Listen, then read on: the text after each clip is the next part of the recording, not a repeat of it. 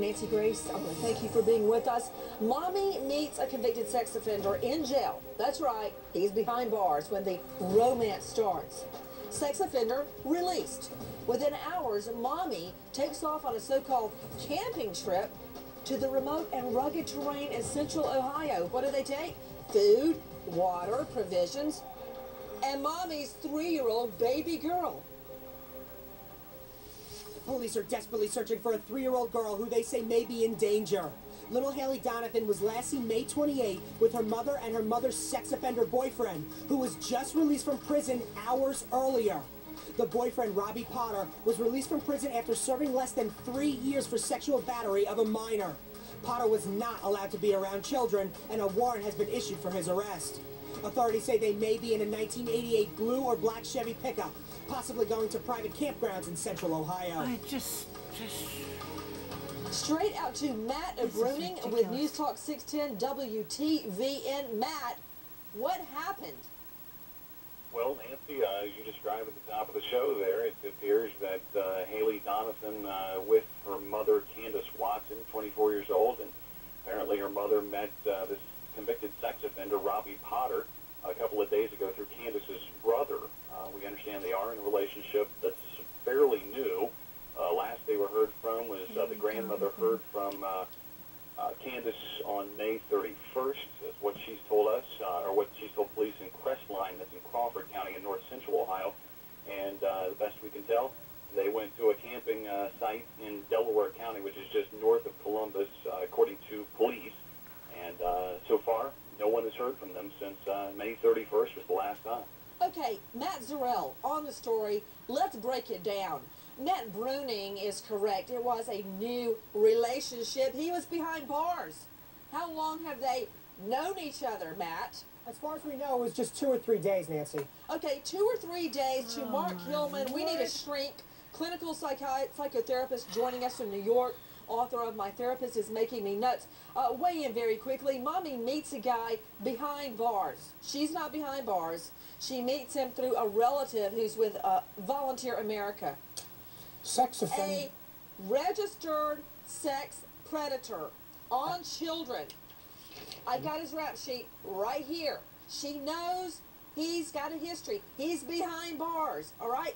He gets out of jail, Hillman. Within a couple of hours, she takes off with the sex predator and takes along the 3-year-old baby girl. Help me, Dr. Hillman. Sex offenders are master manipulators, and obviously he seduced Candace into devoting his love. Back it up, doctor. I'm just a trial lawyer. How do you seduce somebody when you're on 2 different sides of a plastic sheet? Well, you know, he can confess his innocence. He can certainly encourage the nurturing and the attachment of I care for you, I've reformed my ways. And clearly what ends up happening is that there's a callous disregard for anything. So he seduces her, she gets attached, he gets out, and now they take off. His objective is that little girl. Let's go out to special guest Chief Tim McLaren. He is with the Crestline Police Department. Chief, thank you for being with us. Chief, can you explain to me how far away is this camping area we believe they're headed toward? Originally, we thought she was going to Delaware area, which is about 70 miles south of Crestline, but we have traced her activities out to Stratton, Colorado at this point. And how far away would that be? I don't know how far that would be. We think she's headed for possibly Phoenix, Arizona area. Headed for Phoenix, Arizona. Liz, as quickly as you can, pull me up a map.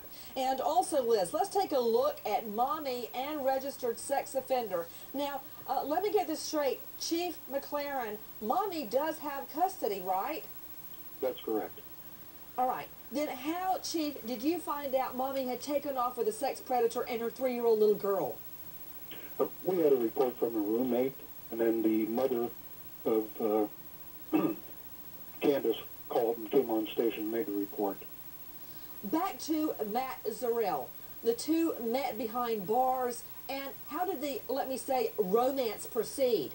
Well, our understanding is that the brother who worked at the jail for Volunteers of America In his desk drawer contained a phone number for the mom, Candace Watson. And apparently Potter got into the drawer, got the phone number, and that's when he contacted them. But you know what, Matt? I don't care how he manages to get her phone number. It's her responsibility to take care of her child. Mark Glass, weigh in.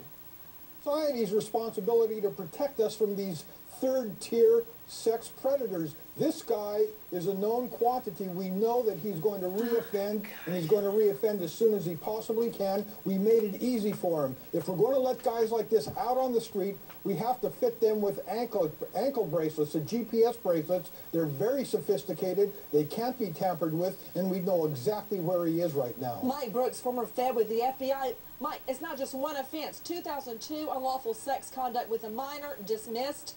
2-count sex battery, 2005, interference with custody, 3 years on each count of sex battery, 2002, aiding and abetting, bank robbery, convicted, January 06, violated supervision, back in custody.